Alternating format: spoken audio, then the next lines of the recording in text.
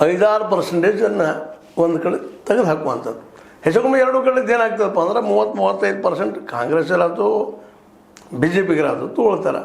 ಮುಂದೆ ಬರೋ ಒಂದು 5-6%, 42-40% ಆಗ್ಬೇಕಾಗಿತ್ತಂದ್ರೆ ಅಲ್ಲಿ ಗದ್ದಲ ಮಾಡ್ಲಿಕ್ಕೆ ಬರ್ತದೆ ವಿನಃ ಎಲ್ಲ ಪೂರ್ತಿ ಗದ್ದಲ ಮಾಡೋಕ್ಕಾಗೋದಿಲ್ಲ SIRದಿಂದ. ಸ್ವತಂತ್ರವಾದ ಮೀಡಿಯಾಗೆ ಬೇಕಾಗಿರುವುದು ಸ್ವತಂತ್ರ ಧ್ವನಿ. ಆ ಸ್ವತಂತ್ರ ಧ್ವನಿ ಉಳಿಸಲು ನೀವು ಮಾಡಬೇಕಾದದ್ದು ಇಷ್ಟೇ. ಅದೇನಪ್ಪಾ ಅಂತಂತಂದ್ರೆ ನಿಮ್ಮ ಕೈಲಾದಷ್ಟು ಸಹಾಯ ಈ ಚಾನಲ್ಗೆ ಮಾಡಿ ಹಾಗೂ ನಿಮ್ಮ ಧ್ವನಿಯನ್ನು ಕಾಪಾಡಿಕೊಳ್ಳಿ. ಹೀಗಾಗಿ ಹೊಂದಾಣಿಕೆ ಮಾತ್ರ ಬೇಕೇ ಬೇಕು. ಇಲ್ಲಾಂದ್ರೆ ಕಾಂಗ್ರೆಸ್ಸನ್ನು ಯಾಕಂದ್ರೆ 40 ಸೀಟುಗಳಿದ್ದಾವೆ ಇವತ್ತು. ಅಲ್ಲೆಲ್ಲವೂ ಇವರು ಗ್ಯಾರಂಟಿಗಳ ಮೂಲಕ ಮತ್ತು ಅವರು ಆಡಳಿತ ಇದ್ದಿದ್ದರಲ್ಲೇ ಕಳೆದ ಏನಪ್ಪ ಅಂತ ಸಂದರ್ಭದಲ್ಲೇ BJP ಆಡಳಿತ ಮಾಡಿದ ಸಂದರ್ಭದಲ್ಲೇ ಏನು ಮಾಡಿದ್ರು ಜನರ ಮುಂದಲ್ಲ, ಎಷ್ಟು ಮಟ್ಟಿಗೆ ಇವ್ರು ಮಾಡಿದ್ದಾರೆ ಅನ್ನುವಂಥದ್ದು ಅವ್ರಿಗೆ ಗೊತ್ತದ ಜನಕ್ಕೂ. ಹೀಗಾಗಿ ಇವತ್ತು ಒಗ್ಗಟ್ಟಾದರೆ ಮಾತ್ರ ಬೆನಿಫಿಟ್. ಸ್ವಲ್ಪ ಏನೋ ಆಸೆ ಮಾಡ್ಬೋದು, ಇಲ್ಲಾಂದ್ರೆ ಇಲ್ಲ. ಅದು ಇವತ್ತು ವಿಜಯೇಂದ್ರ ಅವ್ರಿಗೆ ಪಕ್ಕ ಆಗ್ಯದ.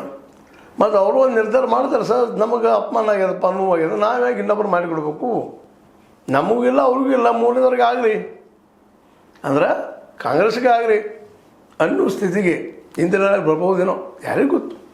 ಯಾವ ರೀತಿಯಾಗಿ ಹೊಳ್ಳಾಡ್ಬೋದು ಏನಾಗ್ಬೋದು ಅನ್ನೋದನ್ನು ಈಗ ಹೇಳಲಿಕ್ಕಾಗದೇ ಇದ್ದರೂ ಸಹಿತ ವಿಜಯೇಂದ್ರ ಅವ್ರ ಮನಸ್ಥಿತಿ ನೋಡಿದಾಗ ಪಕ್ಷದಲ್ಲಿ ಇರ್ತಂಥ ಇವರು ವಿರೋಧಿಗಳು ಅವ್ರ ಷಡ್ಯಂತ್ರದಿಂದನೇ ಮೊನ್ನೆ 5 ಜನ ಆರಿಸೋದ್ರು, 5ನೇದವರು ಕಾಂಗ್ರೆಸ್ಗೆ ಹೋದರು, ಅದ್ರ ಆಗ್ತಾ ಇರಲಿಲ್ಲ, JDS ಅವ್ರು ಆಗ್ತಾ ಇದ್ರು ಅಂತ ಮಾತು ಮಾತಾಡ್ತಾ ಇದ್ದಾರೆ.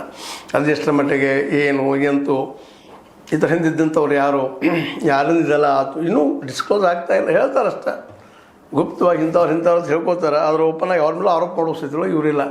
ಯಾಕಂದರೆ ಅವರು ತಮ್ಮ ಕ್ಷೇತ್ರದಲ್ಲಿ ಗೆಲ್ಲುವಂಥವ್ರು ಇದ್ದಾರೆ. ಅವ್ರು ಕಾಂಗ್ರೆಸ್ನಿಂದನಿರಲಿ, JDSನಿರಲಿ, BJPನಿರಲಿ ಅವ್ರು ಸ್ವತಃ ಗೆದ್ದು ಬರುವಂಥದ್ದು. ನಾಳೆ ಅವೊಂದು 3 ಸೀಟ್ ಕಳ್ಕೊಂಡ್ರೆ ಹೆಂಗಪ್ಪ? ಯಾಕಂದ್ರೆ 113 ಸೀಟ್ ಇಲ್ಲಿವರೆಗೆ BJPದು ಆಗಿಲ್ಲ. ಸ್ವತಃ ತಮ್ಮ ಪಕ್ಷದ್ದು ಮ್ಯಾಕ್ಸಿಮಮ್